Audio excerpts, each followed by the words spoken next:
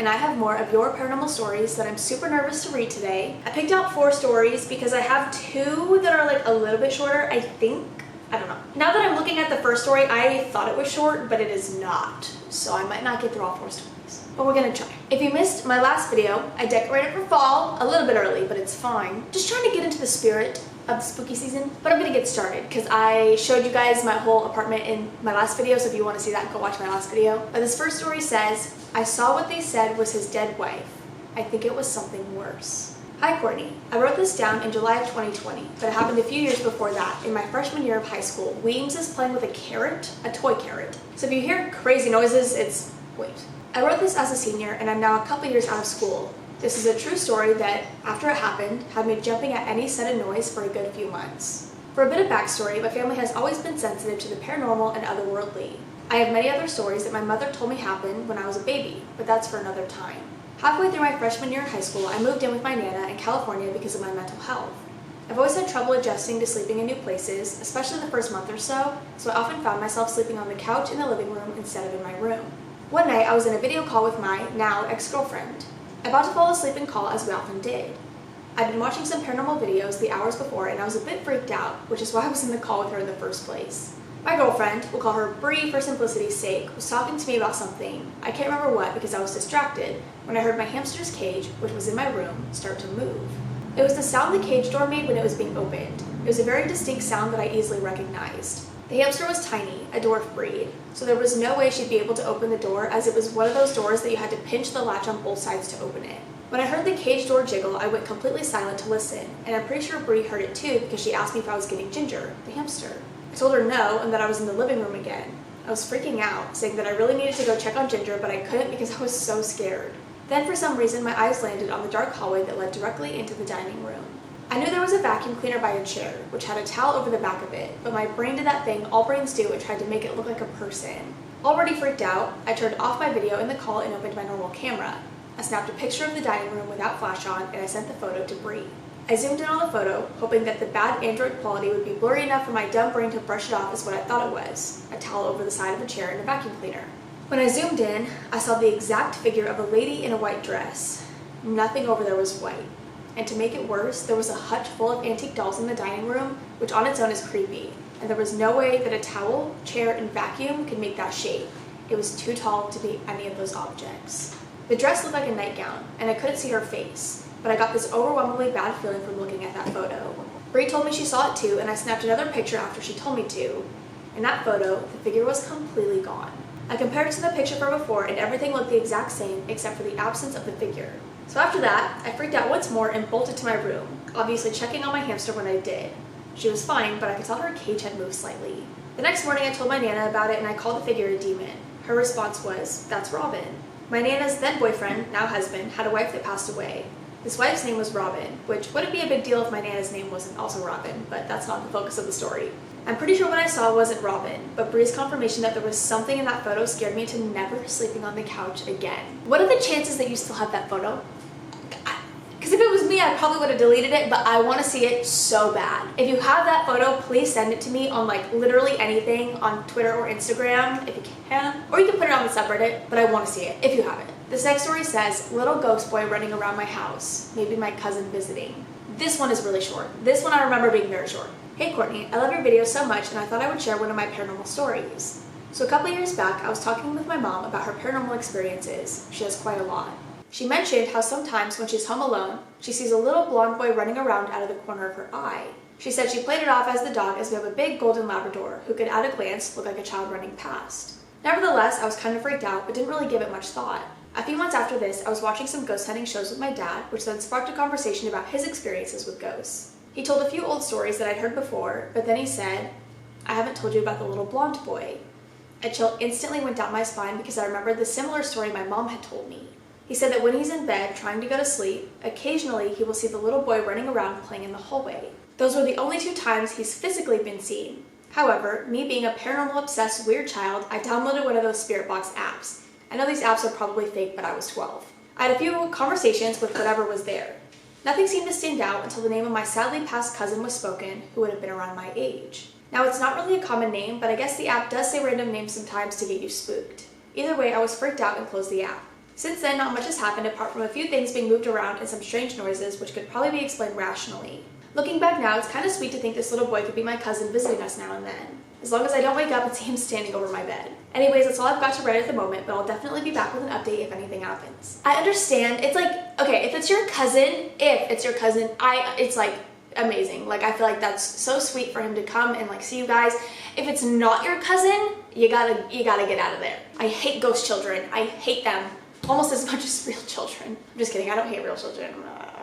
This next story says, Dark Spirits / Gold Camp Road / Colorado Springs. Hey Courtney, found your channel recently and love you and your content. This is my worst experience with the paranormal. It'll be long, sorry. This took place when I was 26 years old in 2016. It all started 6 years ago with me and my friends going up to Old Gold Camp Road where I lived in Colorado Springs to go drink and be dumb young kids. Well, me and my friends have always been into the paranormal. We love everything spooky. Well, we started ghost hunting at Old Gold Camp Road, that is a mouthful, and we thought it would be fun. We researched Old Gold Camp Road and found a woman that was R-worded and burned alive and killed up there. Not only that, but it is said that there was a cave in one of the tunnels where a school bus full of children was killed. So it's said that if you park your car in any of the tunnels, turn your car off and turn your lights off and honk your horn 3 times, you're supposed to get children's handprints on your vehicle, which would be easy to see since Old Gold Camp Road is dusty and full of dirt roads. So by the time you get to the tunnels, your car would be dusty and dirty. Well, the last time 6 years ago we ghost hunted at Old Gold Camp Road, my friend was being drunk and stupid and told the spirits we were trying to communicate with to follow us home. The same night we got back to my friend Sean's house, we were starving and all pretty drunk, so we made some food and ate a crap ton of snacks and nachos and what have you. Out of nowhere, my friend Anthony starts to feel weird and sick. We were playing video games and listening to our favorite rock songs. Anthony keeps saying he's not feeling very good at all. My cats are fighting! Stop fighting! Guys, Weems, okay, it's Weems gotcha day, so I'm trying to be nice. Okay, I'm always nice to my cats. But like, typically when Weems is like trying to play and the other cats don't want to play with him, I hold him back. But it's his gotcha day, so he just wants to play, but I still have to hold him back. Anthony keeps saying he is really not feeling good at all. I thought maybe he had to throw up or shit. We just told him to drink some water. A few more minutes go by, and he runs to the bathroom and vomits for like 5 minutes straight. He came out after he was done throwing up, and he said he felt like something is really wrong and not right. He said he didn't have that much to drink to make him sick. Me and Sean told Anthony to lay down on Sean's bed. Anthony was burning up badly. Well, then a few more minutes go by, and all of a sudden we hear a loud crash in Sean's closet, then followed by a really deep, angry-sounding growl. The scariest thing I've heard in my life. I almost shit my pants, not gonna lie. We all ran out of the bedroom, we were freaking out. We stayed in the living room for a while and just smoked cigarettes and tried to calm our nerves. Nothing else happened that night. Fast forward to the next day. We woke up and we felt okay and better, and we were still questioning what happened last night. Then come to think of it, we remember Sean telling the spirits we were trying to communicate with to follow us home. We kind of got angry at Sean, but then we just let it go. A few hours later, we were still hanging out in Sean's room. We start hearing noises like dishes knocking against each other, and we start hearing voices coming from one of the other bedrooms. We go in the bedroom and look around. We see nobody or nothing. No TV going or anything. Then, a mirror that was in the room on the wall just gets thrown off the wall at me and Sean and Anthony. We ran out of the house and went to a local park to hang out there. By the time we got to the park, we were all desperate for a bathroom as the alcohol from last night was still going through us. So we find the park bathrooms and we handle our business and just start walking around the park. We later go back to Sean's house and we get inside, and we all have this feeling of dread come on us as soon as we get inside. We all feel pure anger and dread. We did not feel comfortable. We were pretty scared at this point, so we decided to try something. We set all of our cell phones in Sean's bedroom on the sound recording apps. We all record for about an hour and go back and stop the recordings. We listen back to the whole recording on all the phones. We are shocked at what we recorded. We can hear a woman moaning on the recordings. More sounds like dishes being broken, thrown around. We hear a voice that sounds exactly like my voice saying Dunka or something like that. We were freaked out beyond belief. The woman's voice sounded like she was being choked to death. It was so scary. Fast forward to the next day, I was at my house hanging out with my roommate at the time and making some lunch. I was on my way to the kitchen when all of a sudden a glass vase that was on top of the refrigerator, all the way at the back on top of it, slid all the way off the refrigerator like it was thrown and lands right in front of me and breaks with glass shattering everywhere. Scared the absolute piss out of me. I was almost ready to break down in tears as I was very depressed and sad at this time in my life. I was having major anxiety and depression and suicidal thoughts back then. I couldn't keep a job at the time because of it. I couldn't even think straight back then. I was so depressed. So I decided I was going to sage all of our apartments and get rid of these dark spirits that we accidentally let into our lives. So I go to a special store and buy 5 rounds of sage. I staged all of our apartments and then had Sean's mom bless us and bless our apartments as she knew how to bless properly. After that, things got better and back to normal. I finally decided to get help with my depression as well and stopped drinking and got a job I like and still have today. I now work in security. The end. The fact that you guys record it, like you caught it while I'm recording, blows my mind. Like, do you still same with the first story, like if they still have the picture, I want to hear it. If you still have the recording, I need to hear it. Also, the thought alone of hearing a deep growl coming from someone's closet, I think you said it was the closet, coming from their bedroom, whatever. No. The growling, I just can't. Okay, but this last story says, an encounter in the high desert. Hello there, lovely. Thank you for making your wonderful videos, and I hope that you are doing well when and if you read this. My name is Fern. I'm in my 30s. That's so funny, and I live in the UK. But this story is from over a decade ago, when I lived in one of the high desert areas of the western United States. It's still burned into my brain, and I don't think I will ever forget it. Where we, my partner and I, lived was very hot during the day, but it cooled down greatly at night. Thank you, high desert. And we both worked office jobs. Oftentimes, we would go for walks in the evening or night when it was much cooler and much more bearable, just to get some physical activity in for our day. We had been doing this for a couple of years. It wasn't uncommon, and this was back when we had flip phones and barely any signal. That means we didn't usually have a flashlight with us either, as phones didn't have them on them. We wouldn't always bring our phones, and usually only took them if we were going on a longer walk. This particular night was not meant to be a long walk, so we didn't have anything on us. We were also spread out from our neighbors. A 15-minute walk would only pass maybe 3 or 4 houses, and all their fields and empty lots in between. It's also important to know that I lived in this area for 6 years, so I was very familiar with the area, the land around us, and the local wildlife. We often got deer, sometimes coyotes, and the mountains held big horned sheep, turkeys, cougars, etc., though they hardly ever came down from the mountains. As well, a lot of our neighbors had horses, cows, and other small livestock. One night as we were walking, I began to hear the sound of something else walking in front of us. It was odd. To our right was an empty lot with no development, and to our left was one of our neighbors' horses' field. I remember thinking that perhaps one of the horses had gotten out. There were only 2 in the field. Nevertheless, we kept on walking and we hadn't seen anything and thought it might have also been a deer perhaps. It was pretty dark at this point, but we could see the edges of the dirt road clearly, and we could see maybe 10 feet in front of us. The plan was to just walk to the end of the road, then turn around and head back. We didn't make it. Maybe only a minute later, I saw something walk across the road in front of me, and it's something I wish I had never seen, as I still have no real way to explain it. Somehow I missed the front end of it as it walked in front of me. I don't know how, but I'm incredibly thankful. I remember the rear end in vivid detail. It was tall, like a horse. I remember its hindquarters being almost in line with my eyes, and I'm nearly 6 foot. But the build was all wrong. It was skinny, like a deer, even skinnier, and the tail was long, not like a horse's tail, but like a lion. It was an appendage rather than hair, and it was moving. I remember freezing in place and just watching this as it went in front of me. So close I could have touched it. And then off the side of the dirt road into the bushes, and I lost sight of it. I've never been filled with such a sense of wrongness as I was in that moment. I just remember feeling like I was going to puke and scared out of my mind all at once. Without a word to each other, my partner and I turned and began sprinting back home. I've never run like that in my life. You'd think maybe the fear might have dissipated on the way back to our home, but instead something else awful began to happen. We passed 3 neighbors' homes on the way back and their dogs began barking. Not as we approached, not as we were outside of their homes, not even immediately as we passed. No. Around 30 to 45 seconds once we were past these homes, the dogs started up a chorus of barking and howling. It gave us the feeling that if we stopped running, we were going to get caught, that whatever this was chasing us. We made it home without incident, barreled inside and locked all the doors, only for our own dogs to start begging to go out while barking a couple of minutes later. They eventually settled and quieted, and we began to try to tell ourselves we had just been silly and dramatic and there must have been a reasonable explanation for this. I don't think either of us were buying it though. We were just trying to settle our mood when we began to hear an odd pounding on the side of our house, like something was knocking on our siding, on the 2nd floor.